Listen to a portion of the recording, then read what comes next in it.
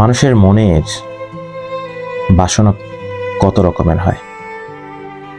মিথপথযাত্রী ব্যক্তিও আর অল্প কিছুদিন বেঁচে থাকতে চায়।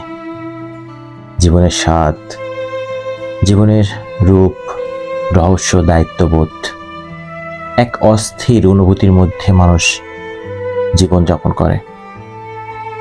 আজ বাদে কাল যার মৃত্যু ঘণ্টা বেজে যাওয়ার মুহূর্ত চলে এসেছে, সেও তার পরিবার, তার সন্তান, তার দায়িত্ববোধ নিয়ে উদ্গ্রীব হয়ে বসে থাকে। সময়ের প্রেক্ষিতে আমরা অনেক কিছুই পাল্টালেও এই দায়িত্ববোধের জায়গাটা পাল্টাতে পারি না। মৃত্যু ভয়ঙ্কর রকমের সুন্দর হয়। ভয়ঙ্কর এই কারণেই, মৃত্যু অনিবার্য, আমাদের চলে যেতে হবে।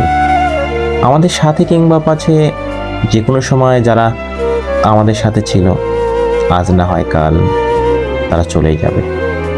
কিন্তু মৃত্যুর সাথে সাথে দায়িত্ববোধগুলো মরে যায় না।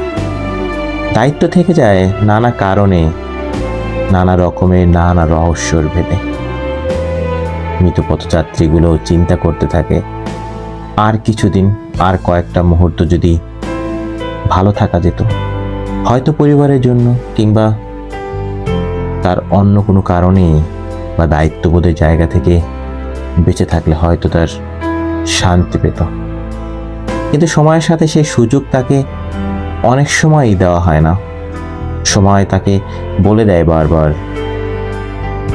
একবার তো থামতেই হবে। যখন থামতেই হবে তখন আর দীর্ঘসূত্রিতার কোনো কারণ সময় আমাদেরকে দিতে চায় না। আমরা মরে যাওয়ার আগেই বারবার মরে যাই, বারবার চিন্তায় নিজেদেরকে দগ্ধ করতে থাকি। এই বুঝি এরপরে সুসংবাদ আসবে, যে সংবাদের পৃষ্ঠে নিজেকে আলোড়িত করে সামনে বেঁচে থাকার রসদ পাওয়া যায়। সেই সময় আর আমাদের আসে না। আমরা নিজেদের মধ্যে পড়তে থাকি, জ্বলে পুড়ে মরতে থাকি। মৃত্যু যদিও মানুষের জন্য একবারই হয়, কিন্তু একবার মরে যাওয়ার আগে আরো হাজারবারের প্রচেষ্টা হয়। নিজের মধ্যে নিজে মরে যাওয়ার মতো যন্ত্রণা প্রকৃত মৃত্যুর মধ্যেও নেই।